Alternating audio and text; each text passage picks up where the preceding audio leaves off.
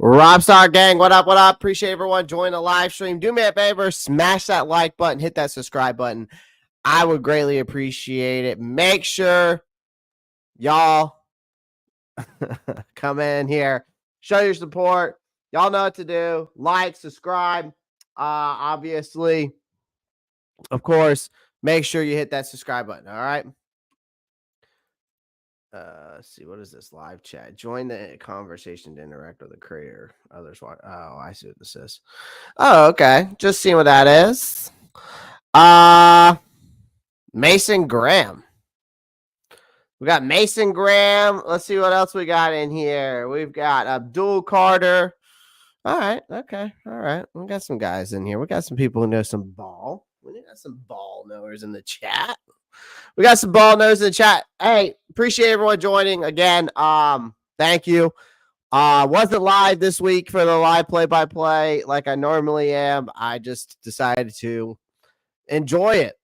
Enjoy my Sunday and actually go watch some football with some friends, and then hang out with my family afterwards and then kick back and relax and watch some movie, So when this team is the way it is, like, I want to bring y'all as much content as possible, which I'm going to continue to do.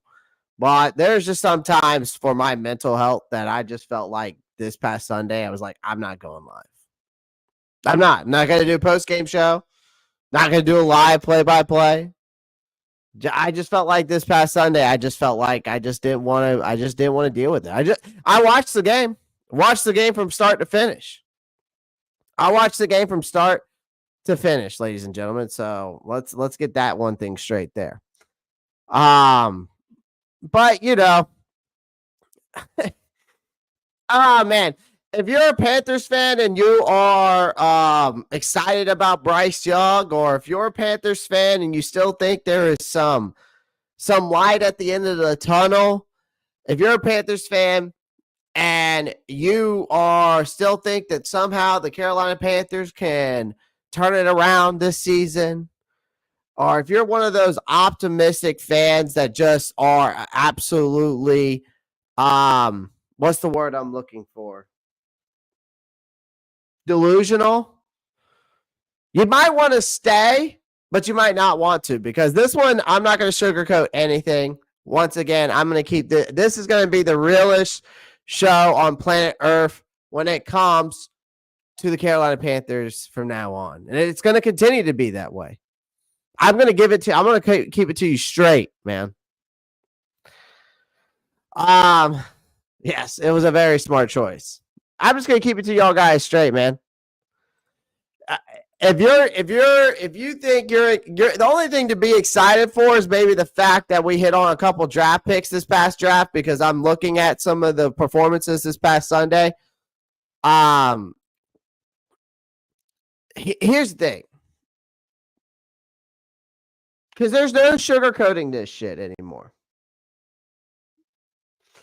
And we're going to talk about that, Antonio, Friday. I appreciate you chatting on that. I told y'all this was coming. I told y'all that this guy was going to get dealt at the trade deadline, but nobody wanted to believe me.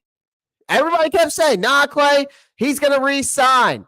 No, this guy is not going to re-sign. He never was going to re-sign. And I told you guys that this team was never going to re-sign, bro.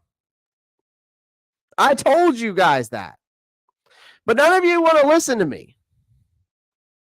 I told you that Deontay Johnson was on the trade block 3 times. I actually made 3 shorts about it, and I've told you on the live at least 3 other times. When this season was going down the downhill spiral that it was going to, I told you that Deontay Johnson, that he's going to get signed, that he's going to get traded.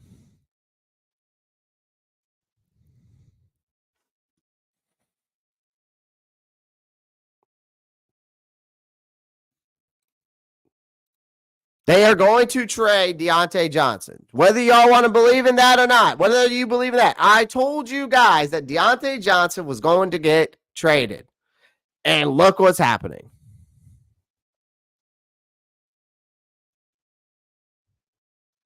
The guy the guy wants to go somewhere where he can win.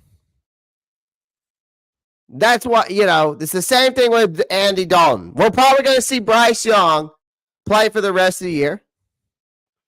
You're going to see Deontay Johnson get traded away. Jadeveon Clowney's probably also going to get traded away. Miles Sanders is probably going to get traded away.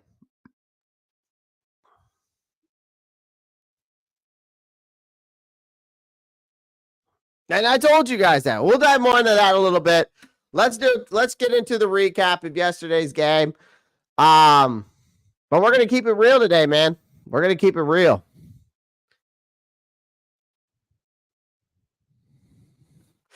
Now we're going to talk about Bryce's performance, Tyler. We're going to talk about Bryce's performance. Don't worry. Bryce's performance ain't going nowhere. I'm still going to talk about it. All right, let's bring this up.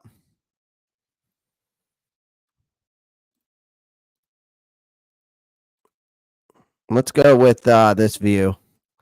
I like this view right here. Even though you can't see my Bet US with this. Yeah. You know what? We might be able to rock this. Hold on. Let me fix this real quick. We're going to fix the view real quick. Let me fix this real quick. Yeah. Should be good right there. Let's see. There we go.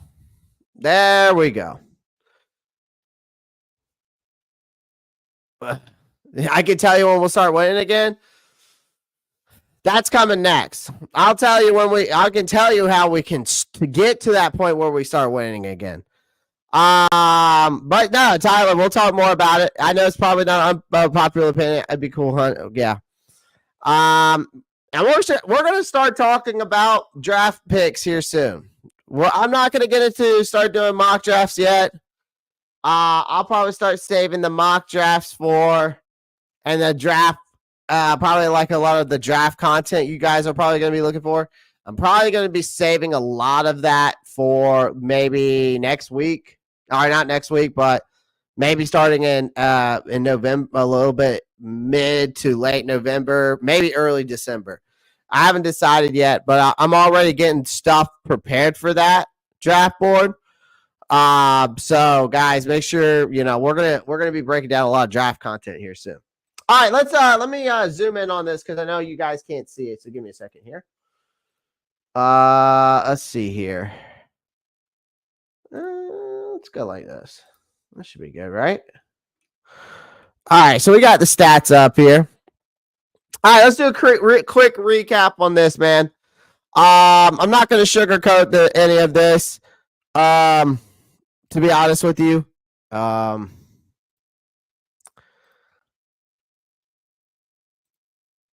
not going to sugarcoat a code of it. Basically, I'm going to give a brief recap right now. This game went better than most of us probably expected, I will say. But, of course, in classic fashion, they teased us with a half-decent first quarter before they completely unraveling once Denver got a rhythm. And then they just ran away with it, right? Again, this offense was a big empty nothing, and it's starting to really frustrate me about Dave Canales, ladies and gentlemen. Like, things look decent in the opening drive, touchdown. You come out there, and that's the thing. We come out there, we punch them right in the mouth, we get a fumble, and we go down there, we score. Like, but we do nothing until garbage time, which is so frustrating. Like, they kept together just one measly first down in the rest of the first half. Bryce Young in this offense got totally outmatched, both on the ground and in the air.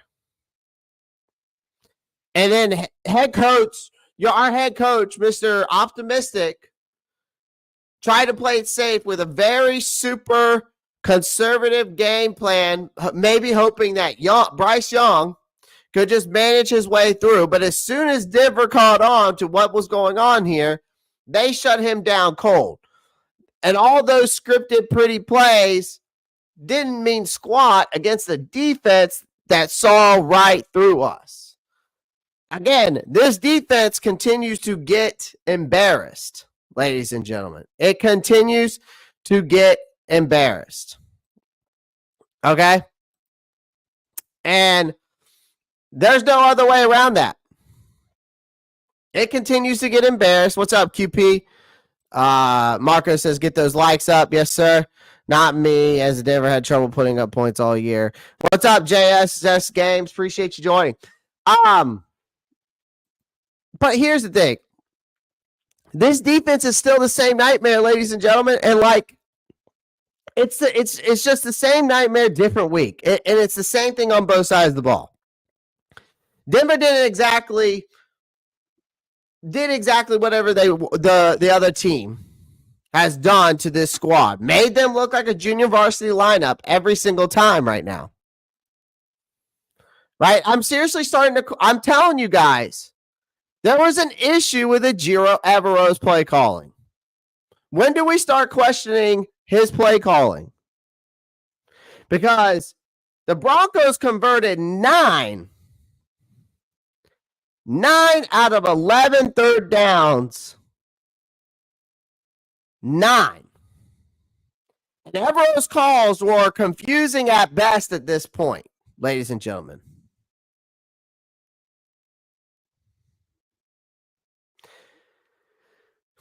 It feels like, too, in this game, Bo Nix knew where to throw the ball, too, when you watch this game. Like, he knew where to throw the ball before the Panthers even lined up.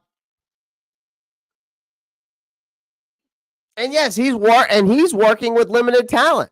Sure, but damn, there's only so much patience us fans can have before we start calling for accountability. And I've been calling for accountability. I feel like, though, I'm the only one who's been calling for accountability as a content creator, as a Panthers fan. I don't see anybody calling out Ejiro Evero for the lack of adjustments, the terrible play calling, no answers, keeping J.C. Horn on one side of the field, linebackers going one-on-one, for example, with Drake London. Like, do we not see the flaws in this defense? Why do you think Frankie Louvu left to go to Dan Quinn? Because Dan Quinn was going to use him correctly, and he has. And why do you think Frankie Louvu is doing so well in Washington? We also had Brian Burns.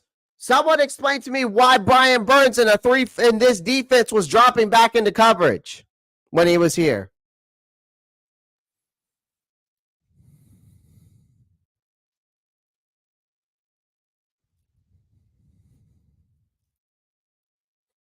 You know what I mean? So when do we start holding Evero accountable? And just stop saying that it's just the fucking players and the personnel. When do we start saying that he's a problem? He's part of the problem. Sure, the personnel is too.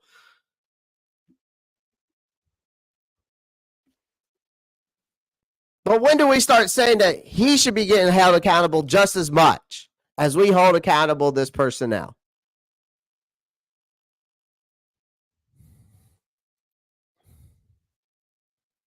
You know what I mean? Like,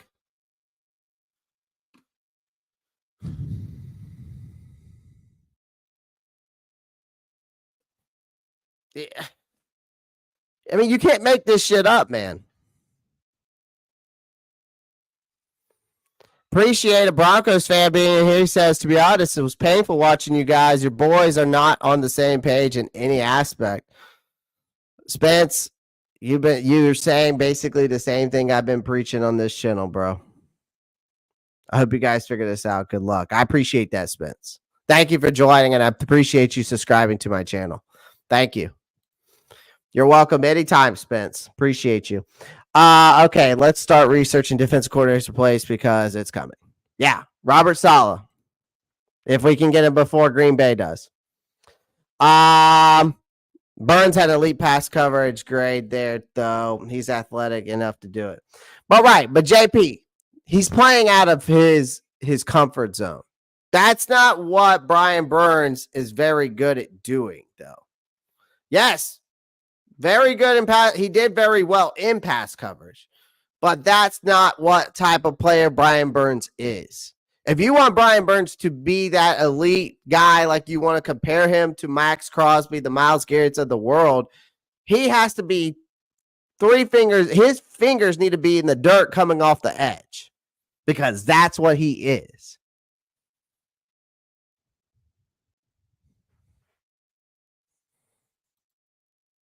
I agree. Nobody wants to play for. Yeah, they don't. I wouldn't want to play for everyone right now, ladies and gentlemen. If I was an elite talent, or if I was if I was even, that's why. I mean, I understand why Frankie Louvu left now, and it wasn't about the money because we offered him $39 million. It was a $39 million contract for the next 3 years. They offered him a 3-year, 36. So the money wasn't the issue for Frankie Louvu. He knows that he was going to go play for Dan Quinn and a defense that better suits him as a player. The scheme better suited for him. That's why Frankie Louvu left.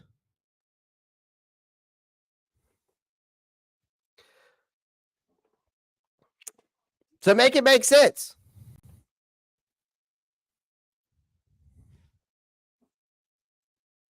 Kyle, I think Robert Saleh would turn this around a lot more than what people think. The Jets, before the Jets got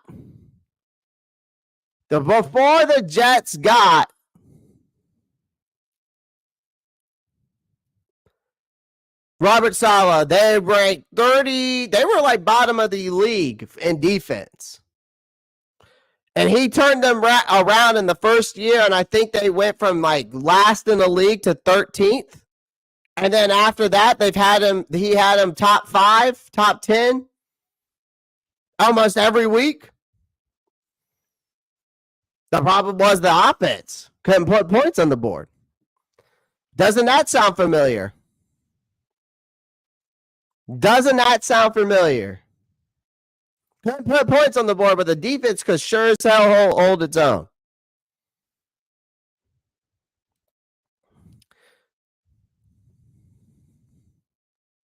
Tyler, have you ever watched Brian Burns' film from Florida State? He was not a coverage guy. Have you ever watched Brian Burns' film from Florida State? He was never a coverage guy. So really, your disagreement makes no sense, bro. Sorry. I will stand 10 toes down on what I just said because I've watched his game film. He is a guy who goes in the dirt. Are you kidding me? Go watch his game film from Florida State, bro. He is a defensive player that is supposed to come off the edge with his hands in the dirt. That's what type of player Brian Burns is. He's not a coverage guy. Luckily enough, he's athletic enough to be a good coverage guy. But that's not what type of player he is. He's not. Go watch film.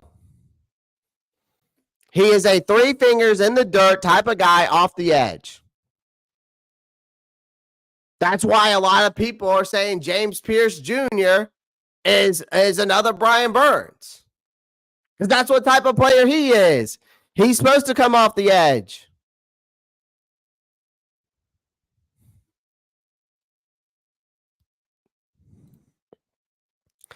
Thank you, J. King Jermaine. Thank you. I feel bad for y'all. I was pulling for Bryce too, and I'm a Saints fan. Nappy G, appreciate you. But you guys' problems start at the top. To be honest, Dave was not the guy. Nappy G, it starts from David Tepper. It starts as from our owner, right? For a Saints fan, for you guys, it starts with your GM. You know what I mean? So, we're almost kind of in the same situation a little bit, except we got ownership, you got GM. We had a GM that was killing us too. So I understand what the Saints are doing. I understand what's going on there in New Orleans. Your boy TJ from State of the Saints podcast, he keeps me informed. Tyler Burns in the league 7 years. Parsons been in the league 3. Speed first, pass rusher. Yes, sir. That's what I'm saying, Tyler. Like I don't mean to call you. I don't call you out like just to talk shit to you. I'm calling you guys out because I want to keep you straight. I want to keep you guys informed correctly. Burns, Lulu aren't Panthers, so I entertain the notion. Fair? Fair, Rock. Fair. Matt Chatter, what's up, man? Appreciate you joining. I'm worried about Salah getting his head right after the Jets imploded. I don't question if he can run a good scheme. Yeah. It's just it's obviously that Robert Saleh is not the problem in the New York Jets, right? You know, there wasn't the New York. You can obviously over there that it's not. It was not Robert Saleh's fault. We are starting to see that now in New York. Yeah, and we all want the same thing for sure, Tyler. But again, man, it's just the same thing, different week. Let's go into Bryce Young real quick.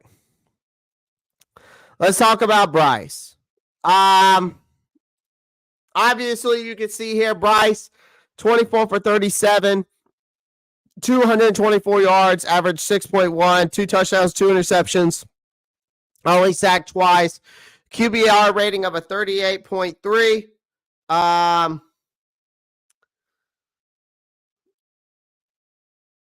And a rating of a 76.9.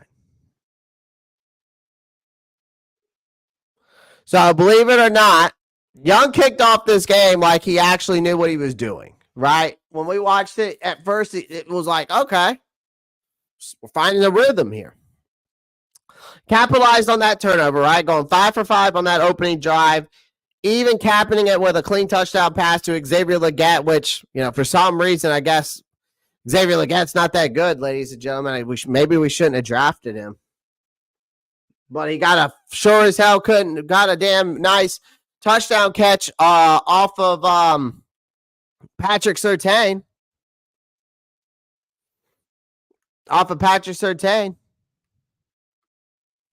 One of the best corners in the NFL. But for a brief second, he looked like a top draft pick. I'll say that. Like that first opening drive, like he looked good. But let's be real, it was just one drive. Like Young needs to turn these so-called flashes that we continue to keep seeing of competence into something more meaningful. Does that make sense to you guys? Because at this point, if he's not able to continue to do these type of signs, you're just delaying the inevitable, ladies and gentlemen. Because after that, Bryce Young's first half was just blah. For the rest of that first half, Young's performance was just fine. It was efficient, yes, but hardly electrifying. The Panthers seem more interested in short passes and handoffs than letting him air it out, probably because of his history of just chucking picks and bad decisions. Aside from a solid start, it was slow, cautious approach. Hardly a winning strategy against a defense as good as Denver's.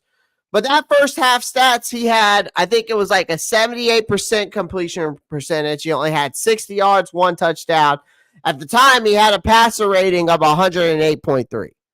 Meanwhile, you're looking over at Bo Nix, who looked like a damn superstar, slicing up our defense. Young's conversation game plan couldn't keep up, even with a couple of veterans back on D. The Panthers were outmatched from start to finish.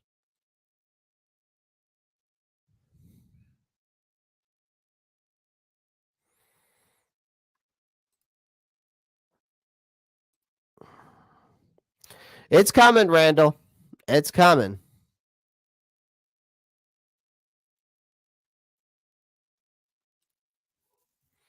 It's coming. Yep. Oh, yeah, Dumb. I still hate him worth the passion. I still hate Sean Payton worth the passion, too. He's one of the coaches in the NFL I feel like has one of the most punchable faces I've ever seen. So, trust me, I feel you on that. I feel you.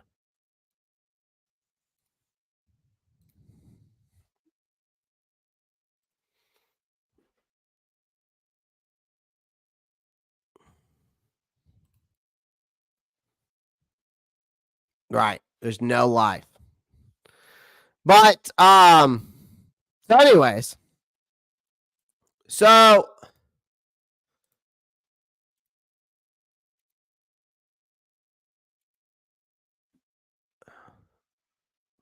here was the thing that was so that's got me very confused right now.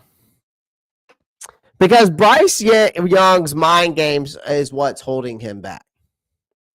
You see, and you can see it in his play. Hesitation, reluctancy, whatever you want to call it. Dave Canales clearly didn't trust him to do anything risky, and Young didn't look eager to try.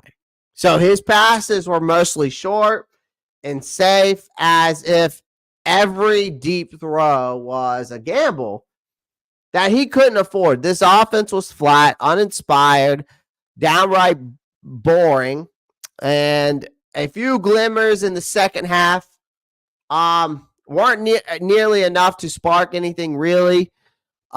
This Young Canales pairing is on life support, ladies and gentlemen. It's painfully to watch, obviously, because they're not clicking. I think Canales, and some of you in the chat probably are going to say, may disagree with me. Some people probably out there watching on Twitter, some people out there that are content creators probably don't disagree with me. But Canales is out on Bryce Young, ladies and gentlemen. He don't want him here. He doesn't want him as his quarterback. And it's nothing against Bryce Young. I bet you Canales likes the kid as a person. But Canales just doesn't see a future with this kid here in Carolina, nor as his starting quarterback. If Andy Dalton's ready to go by next Sunday, I won't be surprised if Canales goes back to Dalton. But the problem is for me and Bryce Young is they play it too safe, and they're both suffering for it. But we can see that Bryce Young's confidence, ladies and gentlemen, is shot.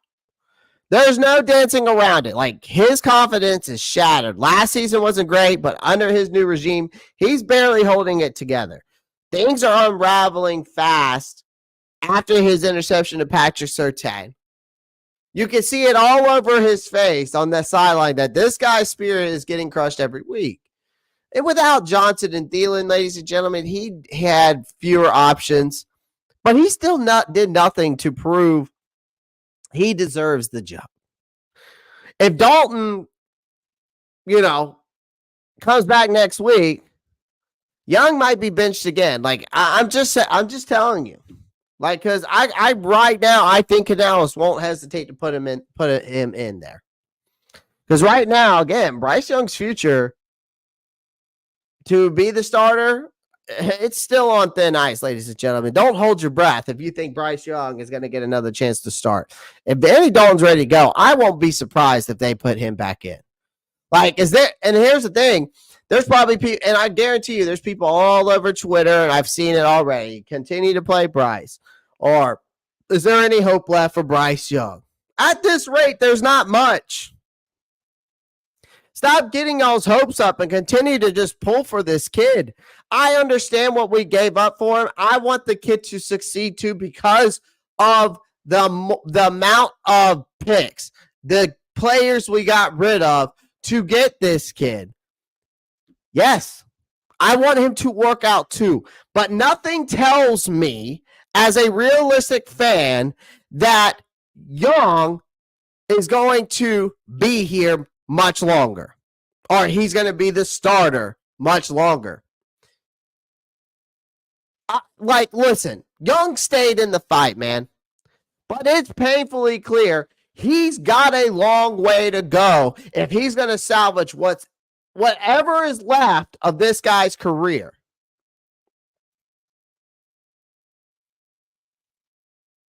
Whatever is left of this career that he so-called has.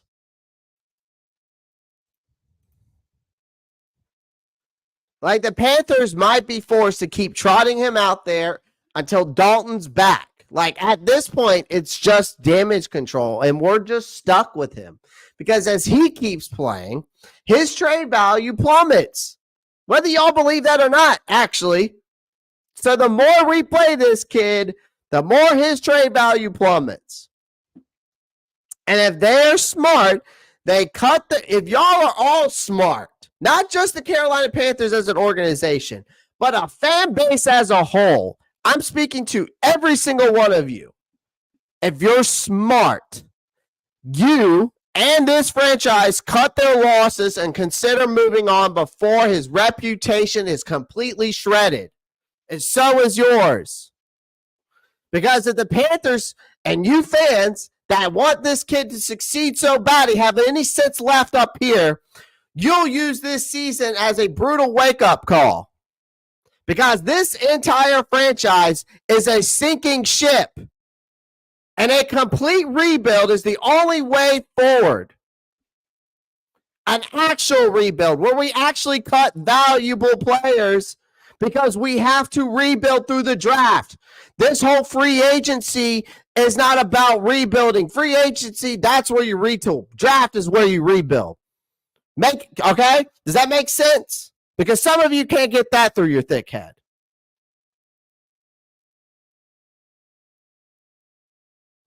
Young's future, it's hanging in the balance, man.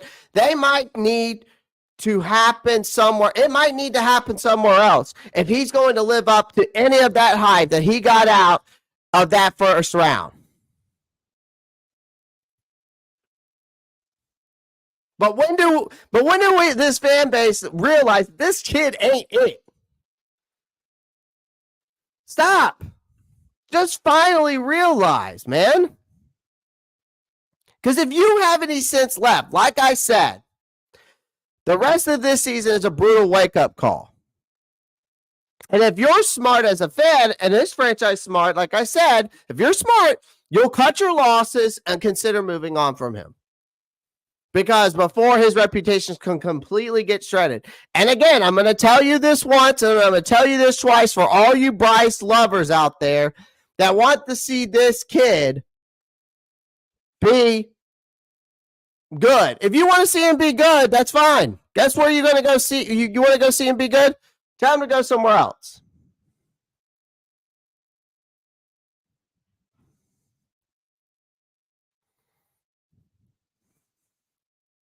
The kid's confidence is shot. You can see it. There's no dancing around it. His confidence is shattered. Last season wasn't great. Under this new regime, he's barely holding it together. Things have rivaled faster than his interception to Patrick Surtain. You could see it all over his face on the sideline. This guy's spirit is getting crushed week after week. And without Johnson and Thielen, he had fewer options, but he still did nothing to prove that he deserves this job. I'm just telling you, if Dalton's back next week, Young might be benched again. So for all you Bryce lovers out there, just be ready. Because I can tell you right now, Canales won't hesitate to put him there again.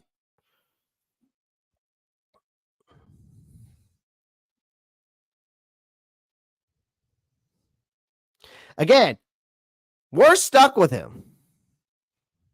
And as he keeps playing, I'm going to tell you this once more because of the trade deadline coming up. The more he plays until this trade deadline comes up, the more his trade value plummets, ladies and gentlemen.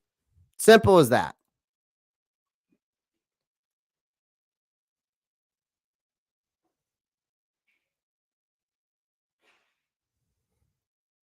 Simple as that.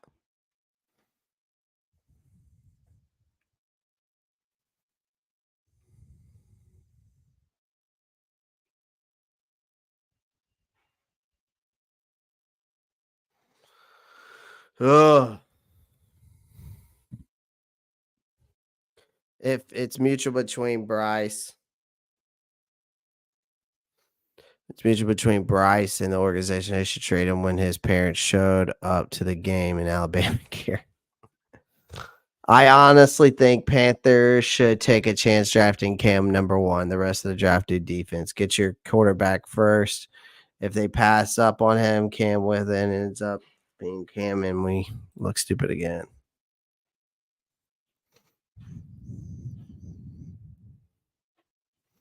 Yeah, I mean, it's just that we have to understand that this whole thing is done. This whole Bryce thing is over with.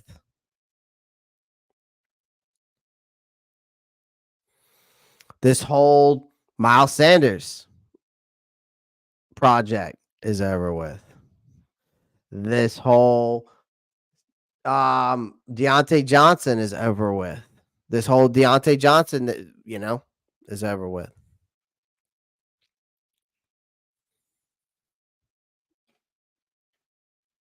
I mean, there's no coming back for certain players, man.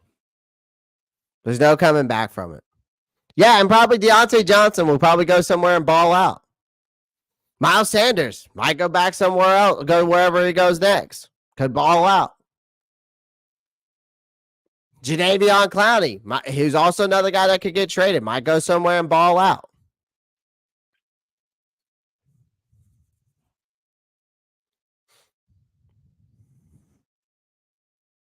Adam Thielen might get traded, and he'll probably go wherever he goes and ball out. Because that seems to be the narrative when we trade away players. Again, everyone is expendable on this team besides Derek Brown, Robert Hunt, Damian Lewis. And that's really it. If you think about it, we look at this roster from top to bottom, right? We look at this roster from top to bottom. There's only 3 players that you really can't trade away because of the contracts. That's Derek Brown, Damian Lewis, and Robert Hunt. And we can't eat any more dead cap. Everybody's like, well, if we're going to do a full blown rebuild, we got to get rid of everybody. No, that's not how it works, man. It's just not how it works. A full blown rebuild doesn't. There has to be some kind of core that you build around. There has to be some type of core that you have to build around.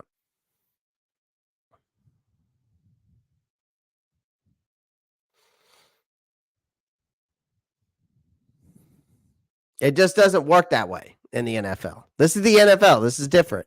It's not NBA. This is not Major League Baseball. This is not. I don't know how hockey works. I'd have to look at hockey. I'd look into hockey a little bit more, even though I watch it. I'm just not sure how their finances and trades work like that there. But this is not Major League Baseball. Like, everyone is expendable besides your draft picks from this year and maybe some of the draft picks last year. But other than that, and the people you signed, like Derek Brown and Damian Lewis and Robert Hunt, but the rest they're expendable, man. They are very expendable. So if we go look at this roster right now, man, let's go look at this depth chart. Chuba Hubbard, Miles Sanders, both could get traded. Deontay Johnson, Jonathan Mingo, Adam Thielen, all could be guys that get traded. Nobody on the offensive line. I mean, really, you could, besides Trevin Wallace on this defense and some other cats, obviously. But Jadeveon Clowney is a guy that could definitely get traded. Xavier Woods, another guy that could get traded. J.C. Horn's definitely a guy that could get traded. All those guys are expendable at this point.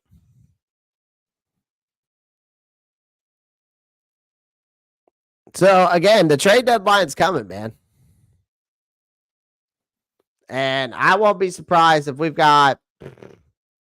I wouldn't be surprised if 1, 2, 3, 4, 5, 6. I won't be surprised if Carolina doesn't try to make at least 3 to 5 trades, at least, at this trade deadline. I would be really surprised. I mean, if you go look at our draft board right now, we're number one. Of course, we're the number one draft pick right now. And we have 9 draft picks in the 2025 draft. So again, I won't be surprised if we end up with like at least 10 to 12 draft picks by the end by going into the offseason. I'll be very surprised. So again, let's go into, oh my gosh. Let's go into the press conference. How you doing? Let's go look at the press conference real quick. This was today's press conference by Dave Canales. I gotta find it. Here it is. And the guys were just playing hard the whole time. The finish of it, to get a ball out at the end, to put a nice drive together, find some completions, and find a touchdown at the end. Just love that part of it. Love that the guys just kind of stayed together, finished the right way. And by the way, he's got a Lululemon. You see how those 3 dash marks are up there at his left-hand shoulder? That's a Lululemon Carolina Panthers shirt. Where do I get one of those?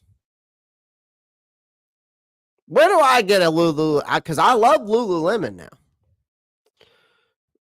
Some of y'all might say that, Clay, that shit's gay, but it ain't gay. It's comfortable. All right. And you know when something's comfortable, you got to buy it. I need that Lululemon shirt. Okay? Someone find out in the comments for me. And of course, just, across the board, we just got things to clean up, saw some improvement from a defensive standpoint in the run game. And then still gave up a couple of explosive. Yeah, but the problem is Dave Canales, you do not see. Here's the thing that pisses me off about him when he talks about the run game. Oh my God, you don't stick with it long enough. You only ran the ball a total of 20 times. We're supposed to be this run heavy offense, and this guy still preaches this shit to us, man. He still preaches the fact that this team is a is that we're going to be a run heavy offense. But we go look at the ESPN stats this last game, 20 carries total. And that's between 4 people. Xavier Legette had a carry. Bryce had 3. Miles had 1 carry. And Chuba Hubbard had 15.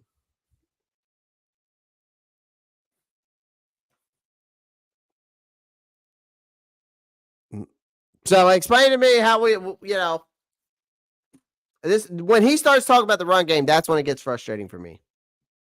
Plays, early on in that second quarter that put the score to where it was. And then offensively, just the pre-snap operation, all those things we got to go right to and just continue to just, improve those processes with the whole group doing that. And then again, just taking care of the ball, something that we harp on, and gave them 2 interceptions and some failed 4th downs for some more opportunities for the Broncos. So those are just kind of some of the general thoughts. Great. With that, we can go into questions, and the floor is open. Someone wants to start us off.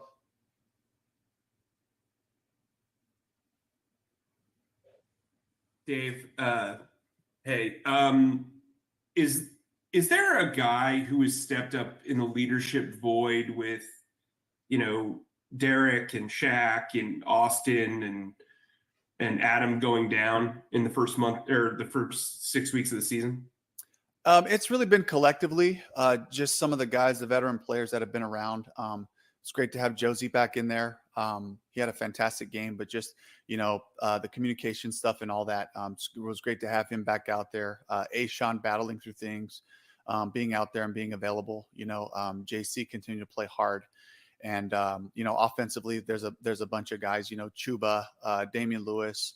Guys that even Thielen, as he's coming back to us, guys that have been really supportive and just kind of championing, just the mentality of just continuing to improve our football and try to just get 1 week better at a time. And then Dave, we've talked about some operation issues that you guys have had wanting to get up the play call quicker. Do you plan on making any adjustments from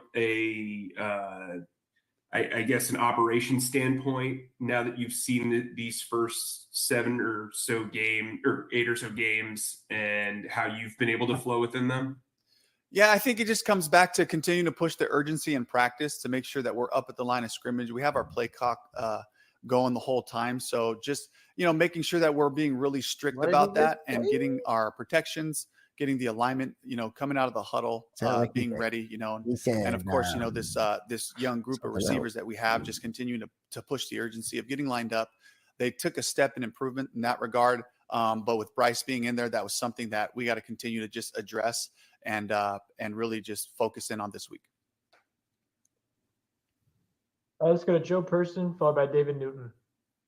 Dave, any clarity yet on Andy's thumb and? Well, guys, do me a favor.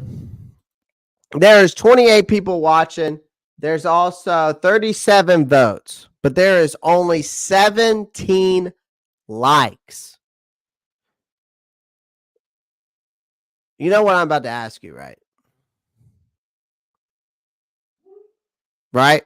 Chat, y'all know 28 of you that are watching, only 17 likes, 37 votes, but yet I can't get that thumbs up button. Okay, the thumbs up button. I need 37 likes right now. We should have to, see what happens. See if we might even get a light show. Smash the like button, ladies and gentlemen. I greatly appreciate it. We only got 17 likes, 28 people watching. We got over 50 people watching this live stream today. So make sure you smash the like button. If you're watching somewhere else, whether it's on Twitch or Twitter, come on over to the YouTube channel. That's the best way you can show your support to my channel. So make sure you come on over here and you just do these 3 things, ladies and gentlemen. You just do these 3 things.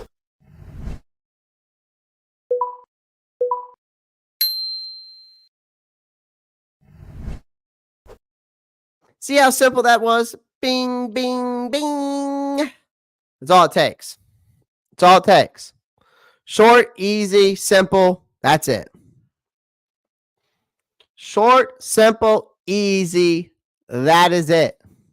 Okay? That's it. And it helps. And guys, you know what it does? When you all smash the like button more, it brings more people to the channel. All right? All right? Brings in more people to the channel. It helps the algorithm of the YouTube get out to others that may not have been here. So make sure y'all smash that like button. All right, let's get back to this press conference. The starting quarterback for this week. It's going to be a couple of days. These are really important days. The next few, really getting all the way out there to Wednesday to play some live snaps and to do that. So I'll give you guys more information about that. But we really have to look at, Andy, where he's at and in the next couple of days to make a sound decision. And I know in the past you have referred us to both Dan and Brant on any kind of trade deadline questions. But given that, one, we don't have access to them. I do want to ask you again, just has anything changed where you're concerned in terms of Bryce and making him potentially available for other teams? Yeah, again, all those things are stuff that Dan and Brant are talking through. For me, like my focus is to just address some of the issues that we're talking about from a football standpoint. And then that's really where I have to just, keep my energy. Based off of what I'm hearing, this guy, you can tell, had zero trust in Bryce Young. He clearly doesn't trust Bryce Young because of the plays that we saw in yesterday's game either, but even just hearing him speak about Bryce Young.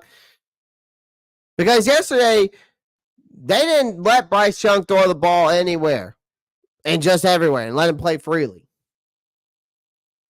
They barely had him push the ball down the field.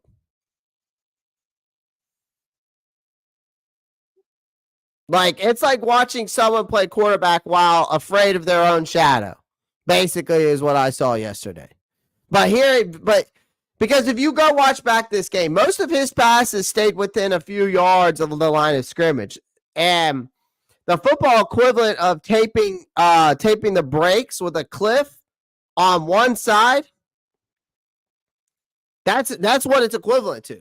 Taping the brakes with a cliff on one side. So, again, if they don't start, here's the thing. If they continue to let play Bryce, here's the thing. If they don't start letting him take real shots downfield, this is just going to continue to go nowhere. Again, it's just like I said, though. Like, they continue to play him, though, then his trade value plummets. It's just like I said earlier that this guy, y'all, we have to move on. Cut our losses and move on. But it didn't. And I will say this for Bryce Young. It didn't help that his receivers couldn't sync up on several key plays yesterday. One was on a miscommunication. Another made the Panthers look like a high school team. If we look deeper into this game, it got uglier, right? If we go back and watch that game and take a deeper dive, it got uglier as time going on if you look at it. Like, if this team thinks that they're going to get past NFL defenses by throwing horizontal passes all day, they're delusional. And so is Dave Canales.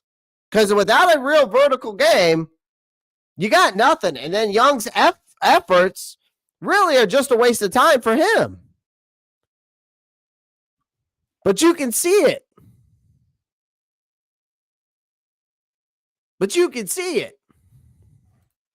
Appreciate that, Phenom. King Jermaine, I appreciate that. Appreciate that $2 donation. Shout out to King Jermaine with that one. Appreciate that. I gotta get you a good one here. Let's hit him with this. And his name is John C.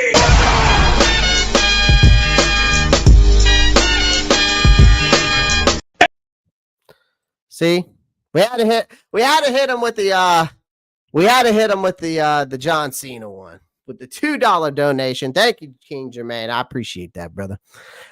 Just one presser where Canales really speaks his mind. Can't wait for him to get that twinkle toe.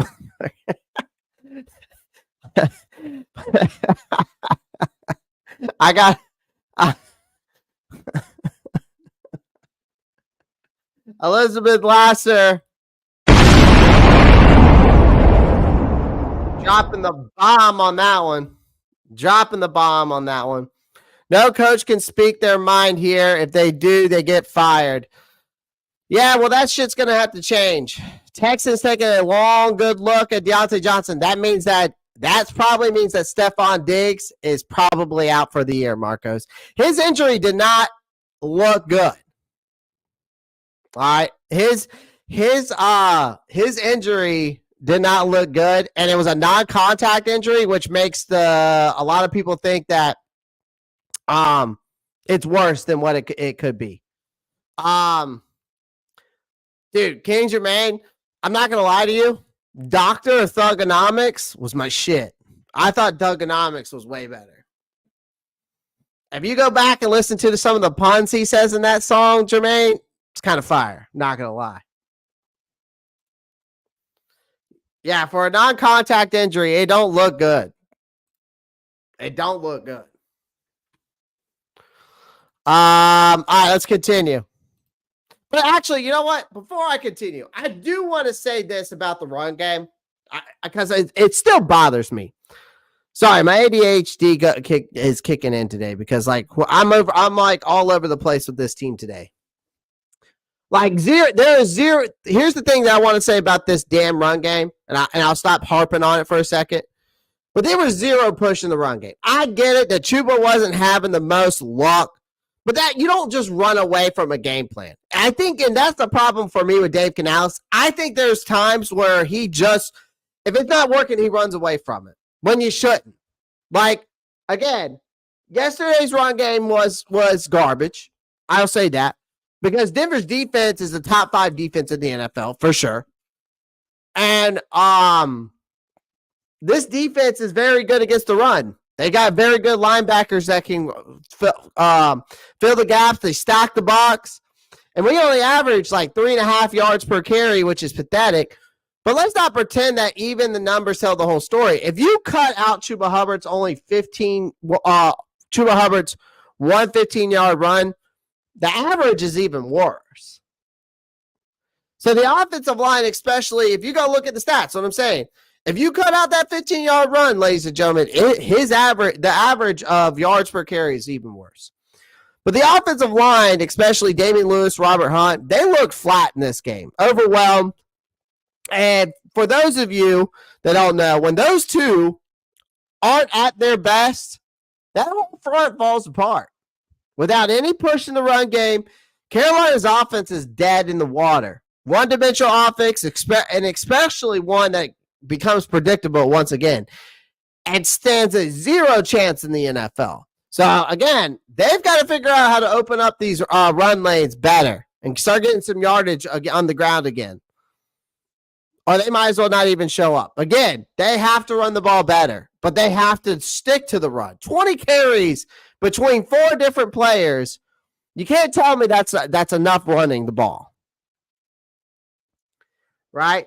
I mean, Miles Sanders had 1 rush yesterday, 1 run for 7 yards. You know, give Miles Sanders 10 carries and give Chuba Hubbard 20. Shit. Give me something like that.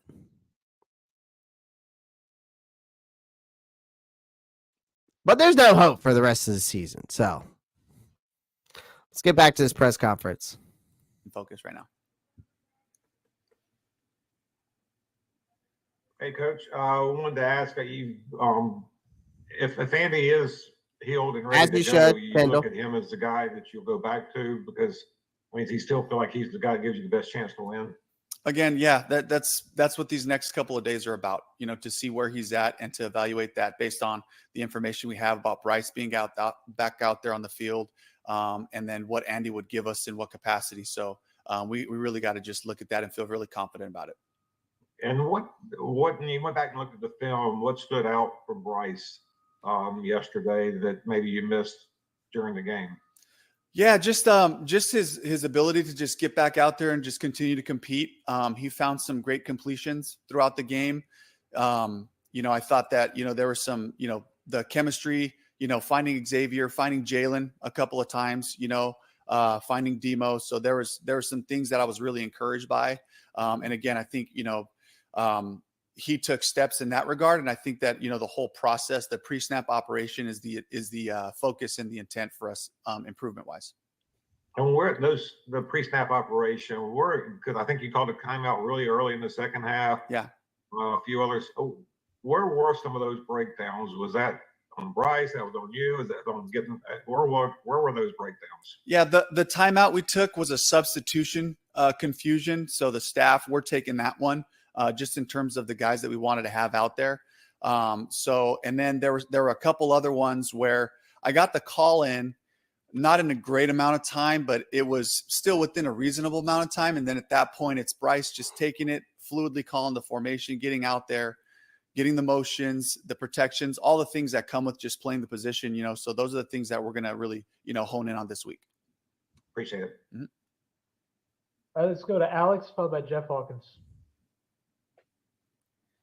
Hey, Dave. Thanks for taking the time. Just a general one for me.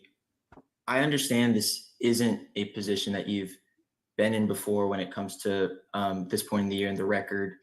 How, as a head coach, how do you prevent losing to feel like the norm at this point in the season? Yeah, again, Alex, I just have to go back to the basics. I just have to go to the fundamentals of football, the places where we can improve. Yeah, can someone explain to me what are the basics and what are the fundamentals of football that he's talking about? Because we continue to go back to that. And we continue to say the same thing over and over again, Dave Canales. Can someone explain to me what that means in the chat? Because I don't.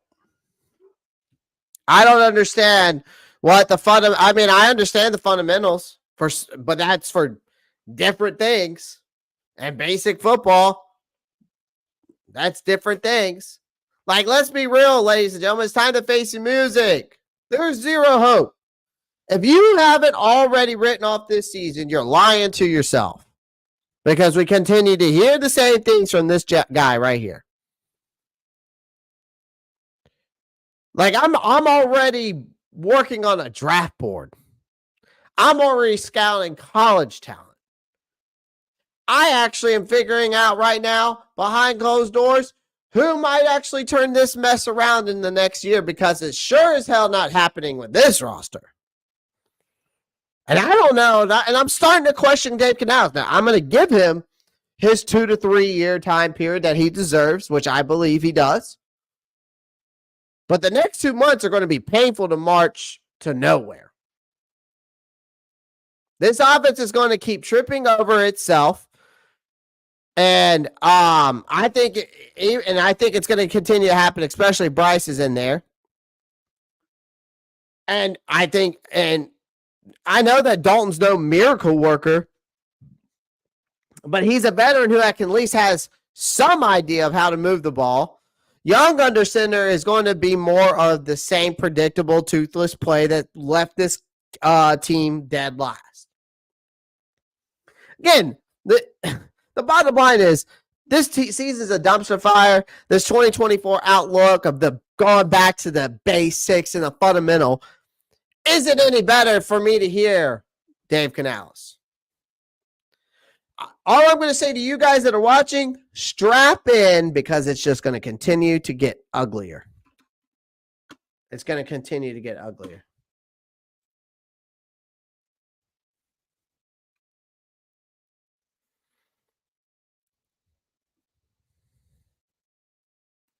I don't blame you. King Jermaine, I don't blame you.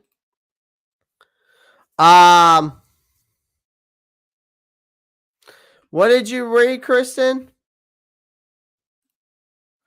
I just read Deontay Johnson traded to the Texans. Now, there's a possibility that he will get traded to the Texans, but I don't see any reports that he's gotten traded. I do not see anything where he is he's for sure getting traded yet. There's definitely rumors that he's getting traded, and one of them could be the Texans, Kristen, but I don't see him actually getting traded yet. They're actively engaging with teams right now.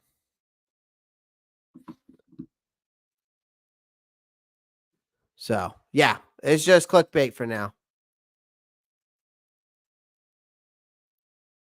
All right, let's get back to the press conference. Improve from a technique standpoint, the places where we can improve from an operational standpoint, the play call selections for our guys, putting our players in the best position to have success, and learning these groups as it changes, as it evolves. Those are the things that my energy goes to. And hopefully for the full group, we can all focus on something tangible to work on, because the work's coming. And here comes Wednesday, and we'll have a game plan. We got to get back out to practice and execute a great day. And so that's my focus, is to just keep the whole group concentrated on improving our football. And there is progress. And there is progress in different areas, but then other areas start to suffer as well. So it's like, trying to like focus the energy where you can't fix everything at once, but can we focus in on these couple of areas to show that improvement and to keep the guys just motivated to work on those things. Just a quick follow-up. In what specific areas have you seen this progress? Yeah, progress in the run game. I thought our Good defense question. played a way better day. Great in question. terms Well, of, yeah, what progress have you playing seen against these the areas run. We in? gave them some That's a great favorable third question. downs, medium and short third downs that they converted at a high rate. We did not. So we put ourselves in a little bit of a challenge defensively. Offensively, we had some longer ones, but even on the shorter ones, we didn't convert at the rate that we need to continue to play football. So the third down area still is an area of attention and concern for us to keep improving on. But offensively, again, there's guys showing up making plays for us. So that's something that we like to see. Those are some of the areas that have improved, but it's the consistency part of it, and it's the first drive, the continuity and the rhythm and flow of what that looked like, and then trying to build on top of that by putting together more drives throughout the game. All right. Thanks. Yeah, thanks, Alex. Hey, greetings, Coach. Jeff Hawkins from the Charlotte Post.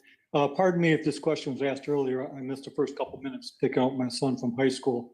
But can you speak to Coker, his big third down catch, and as someone who's taken advantage of the situation? Let's talk about Jalen Coker real quick. I do want to say this about Jalen Coker, ladies and gentlemen. I like the kid. I'm on the Jalen Coker train, and I'm all aboard the Jalen Coker train. I think the kid's a stud. I think the kid is a great route runner. He was the only glimmer of hope of besides some other. We saw some guys on the offense that were a glimmer of hope. I thought Xavier Legette did good yesterday. I thought David Moore did pretty well yesterday. Miles Sanders in the pass game was actually very good. Xavier Legette, I thought, was very good. So out of those four guys in the pass game yesterday was great. But Jalen Coker he had 4 catches for 78 yards and his first touchdown. So I think he's showing right now, week after week, that he is, week after week, he's showing that he can be, he's worth keeping around. Sorry. Because here's the thing. We have a sea of this mediocrity right now that, Coker stood out. He made catches. He fought for yards. Actually looked like he cared. And maybe the Panthers stumble onto something good here with the guy that was an undrafted rookie. I like what he brings to the table, man. A kid who's 6'3", 213. I like what I'm seeing from Jalen Coker, man. He gets open. He finds ways to get open. He fights for yards.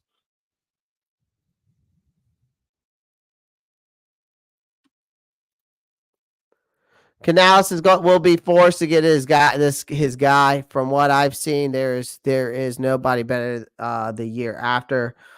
We could get a free agent though. Yep. We need a bridge quarterback and a rookie quarterback. I say Trey Bryce for a 3-for-1 deal. Group him and Mingo and Sanders, or Ian Thomas to Seahawks for backup Sam Howell. Interesting, Kristen. That's a crazy trade though. That would be crazy. Agree. Coker has earned a second year here for sure. For sure. All right, let's continue. Thank you. Yep. Again, just taking advantage of his opportunities and his targets. Kyle, that is a crazy trade. He's shown an ability to separate. He's shown an ability to catch it when wouldn't be mad at it on him. I just don't know if that's something right that in that whole group of guys feasible. trying to improve the details. I'm not saying it might. It doesn't. It's not like over. So he's right in. It's not overly crazy, but I just don't know if it's feasible, Kristen. I just don't know. He's right in that group. Like where your head's as a at, whole, though. in terms of what we need to improve. But again, a guy that just keeps showing us, he can make plays. We got time for a few quick ones. Let's go to Vashti Hurt, followed by Mike K. Hi, Dave. You mentioned Hey, technique. Wishing I upon us remember now. at the combine, you spoke about quarterback timing and getting the ball out in 2.7 seconds and how you would be honing in on that. Is that something that you're still working on with Bryce? And where are you in that development piece specifically? Yeah, it's a great question. I thought he played fast. I thought he was very decisive. He had some scrambles. He threw the ball away in some situations, which was the right thing to do. He found a little bit of extra time in the pocket to get some of those late completions, dealt with a pretty good rush group, some things they threw at him. So, that was encouraging, that part of it, to see him play with that type of speed and urgency that showed up on game day was great. And so I was excited about that. And now, again, like I said before, just focusing on the pre-snap operation, get up there, be decisive, try to keep the pressure on the defense. I see some people in the comments saying, like, go after Sam Howell like Kristen Butler did. I see some people saying go after Malik Willis. We need to, I would need to look into Malik Willis, and I would need to look into Sam Howell. Like, I'm not opposed to those guys because Malik Willis has turned himself around, but that could be towards the fact of LaFleur, but also the scheme that they run over there in Green Bay. Sam Howell, we haven't seen him do anything in Seattle, so I'm not sure. Right? So I would say hold off on like going after guys like that, but we'll see. I'm not opposed to it, though. I would need to see if they fit the scheme first. But but anything at this point, I do agree with some of you guys would be better than Bryce. Defense is where we're heading this week. Thanks. Mm-hmm. Thank you. Hey, Dave. I know you don't think this way, but not everybody thinks the same way that you do. You obviously know that as somebody who coaches. But do you get concerned that the messaging that you have can wear thin when you're focused on the positive, but you're experiencing a lot of negative? I wouldn't say it's focusing on the positive. We deal with the truth. We talk to our guys about the things we need to improve. We show the guys the areas that are improving based on the emphasis and the things that we've been doing. So I try to stay there. I try to just show them, what it is. These are the critical variables. Here's where we fell short. Here's where we achieved. And try to continue to have that information. But, Mike, to answer your question, regardless of what situation our team was in, the focus is always going to come back to the basics and execution and the things that we can control. What are the things that are within our power to do our job correctly, to execute? And that's always going to work. That's always going to be the message for us. And for me, I feel good about being able to come up here and look at those things that need improvement, look at those things that need attention, to give the guys something tangible to work on throughout the week, because I think that's the goal.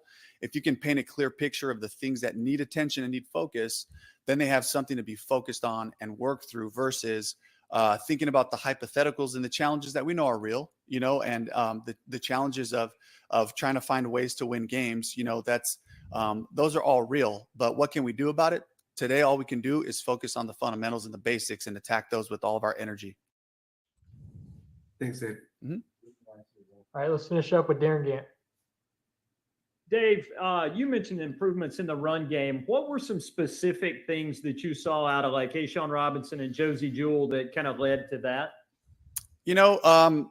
You called two specific guys up, but really it was the whole group, just playing team defense, team tackling, fitting the runs and showing up. And they just took a step in it in terms of just being where you're supposed to be, doing your part of it, so that everything fits off of each other. That was the improvement that I was talking about. And also really quickly, how'd Damani Richardson look first start? He looked pretty good. He showed up in the run game, made some physical plays. He had a nice play down the field on a. I will say to that, to yesterday, that I thought A'Shawn Robinson looked good. Well, he was one of the few guys who actually brought it on defense. He only racked up 5 tackles, but he got to Bo Nix twice, right? So to me, that was showing some promise from him, because our defense needs guys like that desperately right now. Shy Tuttle out of the blue was actually pretty decent yesterday. He was doing a lot of dirty work on that line yesterday. He stacked up with 7 sacks, had that forced fumble, scooped up 2 loose balls. So if every defensive player, if Tuttle could play like that every game, and every defensive player could hustle and had the attitude like Tuttle did yesterday, I know Tuttle may not be a household name, but he was out there yesterday giving his everything, unlike half of his team. I thought that I liked what I saw from Ashawn Robinson and those two from the defense yesterday. One guy I did not like yesterday on the defense, I'll say this, was Mike Jackson. Mike Jackson actually is as bad as he's actually worse than I thought he was going to be. Like, he spent the game getting torched. This guy gets torched, man. He had 10 tackles, yes, whoop-de-doo. But Denver kept throwing it his way. Because they know that he couldn't stop a damn thing. He looked lost out there yesterday. Constantly step behind. The Broncos exploited him over and over again. So if you're going to rack up if you're going to rack up tackles because you're the guy who keeps getting the ball, catching the ball, because your guy keeps catching the ball. If you're going to rack up tackles because your guy that you're on keeps catching the ball, that's a bad look. That is a bad look on you. That is a bad look on you.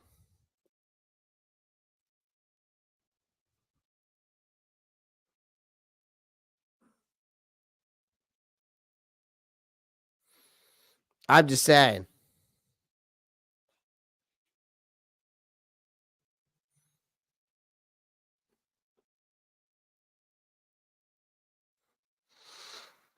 Oh, what a game, man. All right, let's get back to it.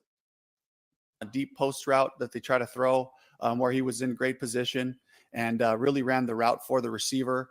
Still a lot of things for him to clean up his first time out there.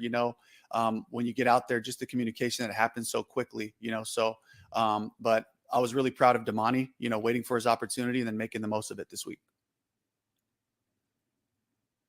All right. Thanks, Coach. All right. Thank you.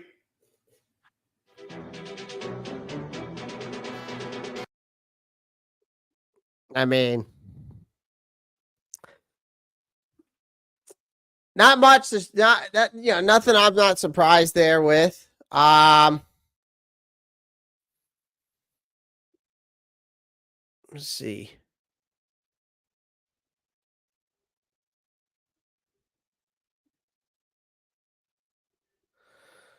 Let's go to, I wanted to watch some of these highlights from yesterday. So here we go. Here is a quick look at the touchdown pass from yesterday.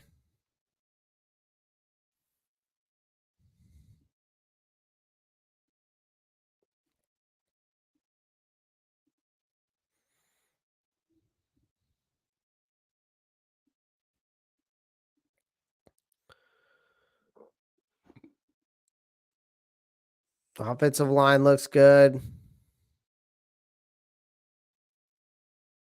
Wow, that's a good pass there.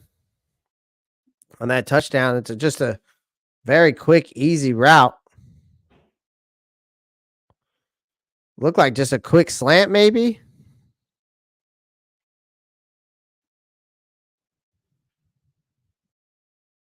Looked like just a quick slant route, if I'm not mistaken. I mean, I'll say this. When you watch this,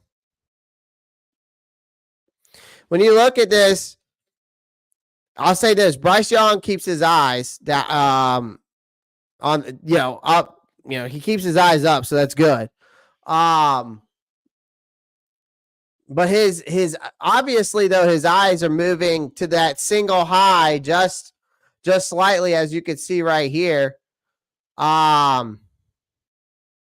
Which obviously opened up the pass lane. I mean, the ball, when you watch this though play, like you watch the ball's a little bit thrown behind. It's nonetheless, it's on time. But it's a well thrown ball by Bryce. I'll give him that.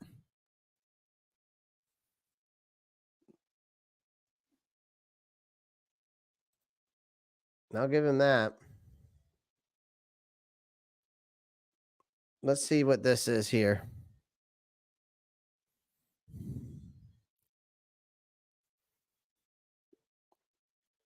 It's a great quick pass over the middle. Great quick pass over the middle. I mean, this isn't garbage time anyways. I mean, these are the types of throws you want to see him do, though. Right? Because you watch, all right, so watch Leggett. Watch Leggett up there at the top. He's running a corner route. I think. Yeah, he's running a corner route. Let me see that again. Yeah, I think, yeah. Or is it just a quick curl? And it looked like he was just running an in route, maybe, or a curl route, or it wasn't a drag. And then it looked like Coker was running a post. That was a quick slant, looked like there. And then, okay.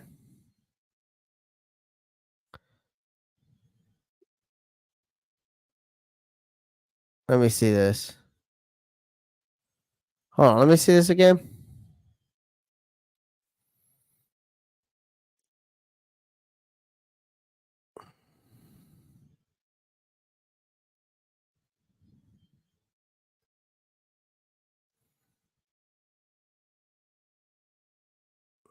Now, what is he running here? Hold on.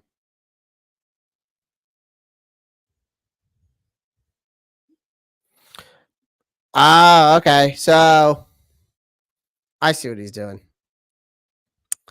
So he's running basically here. He's running basically. If you watch Bryce, because this is a good concept.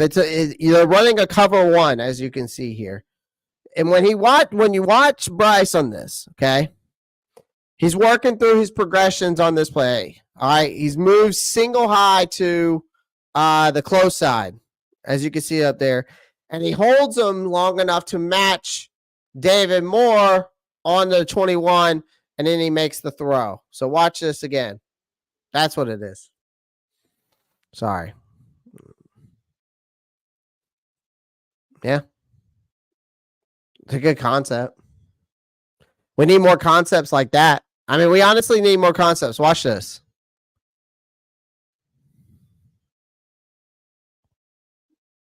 That's what we need to see more of. That's what we need to see more of here. Let me see this one.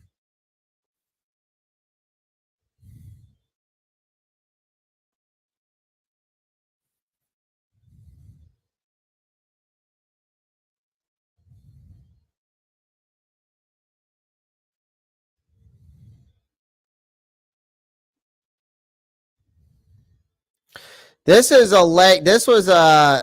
was in late the first half. So Leggett runs a stick. And then you see Young on this play. Okay, and he's going to run a stick route. He works to his left, right move, right to the move, the safety. It's a good route by Leggett, but he has to make this catch. Like if Leggett makes this catch here, he might either take that hit, or he bounces off and he runs it to the end zone. Because that corner up at the top, man. It's a nice touch pass with Bryce under pressure too. Put the ball in that open gap right there for Leggett to make that catch, but Leggett's got to make that catch. Leggett's got to make that catch.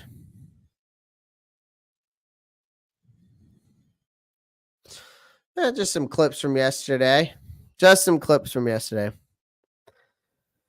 Oh, man, there ain't much more to say about that. Well, actually, there is a little bit more I want to talk about. Let's go back to let's go to this real quick. There's plenty of clips out there we can watch. We might do some game film breakdown now starting up. I don't know. Might do some game film breakdown. I want to find the PFF grades from yesterday. Oh, here's your PFF grades right here from yesterday, ladies and gentlemen. At least here's some of them.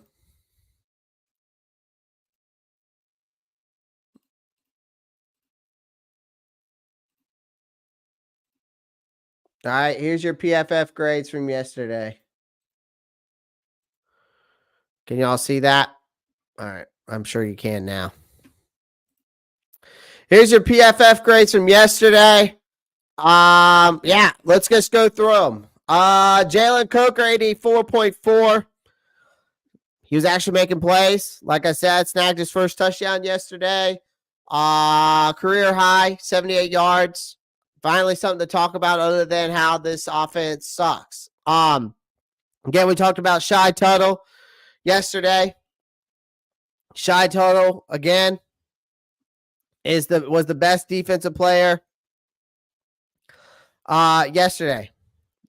He was a beast, plain and simple. I got to give Shy Tuttle credit where his credit's due. We need to see more of that. 7 tackles, a forced fumble, 2 recoveries. Dude looked like he had something to play for. All right, Jadeveon Clowney, 70.6.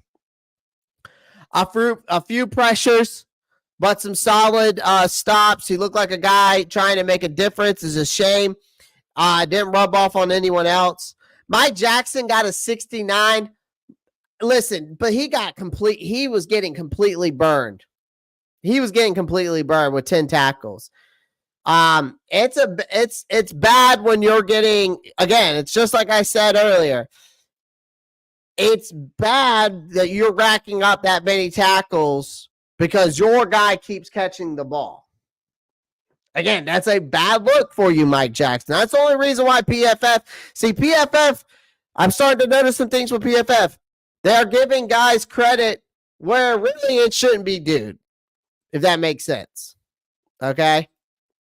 Where it shouldn't be due. All right? Some other guys on the defense that was good. Nick Thurman had a good PFF grade. I saw he had a 67.9. Obviously quietly doing his job in a defense full of holes. Damani Richardson, like Canales was in the press conference, made some tackles. He showed up, didn't blow coverages. If that only could be said for everyone else. But other guys on the offense, like you got Taylor Moton, did pretty good, back from injury. Really just doing his job. No fireworks. He's probably the only guy on this line who's not consistently getting pushed around. Another guy that they didn't put on here, I'm surprised that PFF didn't put. Miles Sanders had a 72.5. So I'm surprised that they didn't put him on this list. He had a 72.5. He actually had a higher grade than Jadeveon Clowney. David Moore, quite quietly competent in this game, of course. Xavier Legette, he had a 66. David Moore had a 66.8 based off of PFF. But the worst players on PFF was Jonathan Mingo with a 55.5. A guy with 0 catches again. This guy's barely registered a blimp on the stat sheet in 3 games. The fact that he's even making this list is a miracle of low expectations. Also, Jadeveon Sanders, he did not do very well in this game. His PFF grade got a 49.9. Cade Mays, 47.7. Brady Christensen who's usually reliable, but he had a 45.9 in this game. The lowest grade on this team came from, of course, no other than Ian, incompetent, brick for hands, somehow still on this team, Thomas.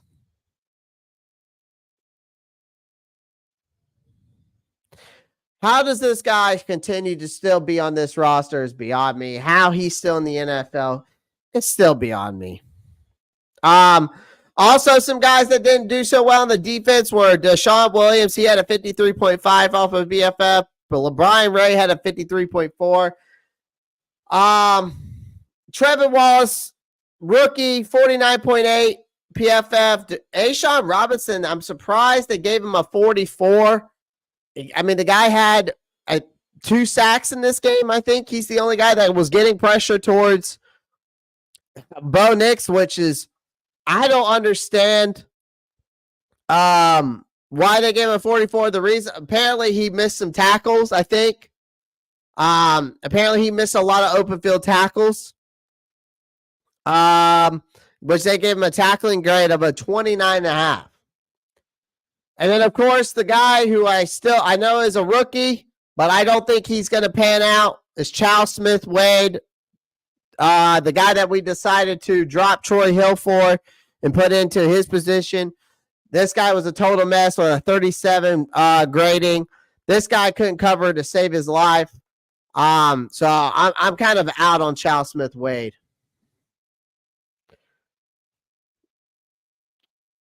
So,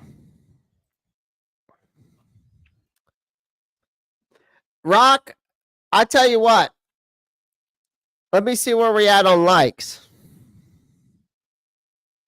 Man, we're only at 32 likes, but yet we've got 42 votes. You know what I mean? Rock.